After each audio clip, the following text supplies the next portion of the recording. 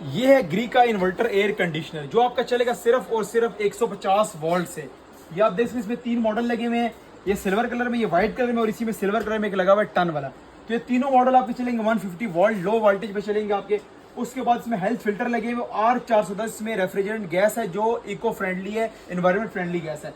Heat and cool के साथ लो startup में 60% एनर्जी सेविंग के साथ जो जेन्युइन 60% सेविंग होगी। आई फील के साथ 7 फैन स्पीड इसमें, और इसमें जो फ्लो है वो एयर फ्लो इसका होगा 4D up down left right मुकम्मल 4D एयर फ्लो के साथ, ऑटो क्लीन के साथ, कूल प्लाज्मा जनरेटर, इसमें हर तरह के ऑप्शन मौजूद है। और इसमें जो टेक्नोलॉजी है वो G10 इन्वर्टर टेक्नोलॉजी ग्री कंपनी का आपको बहुत ही मुनासिब रेट पर सिर्फ और सिर्फ खान इलेक्ट्रॉनिक्स मरी और रावलपिंडी से मिल जाएगा। तो जल्दी विजिट कीजिए और ले जाइए।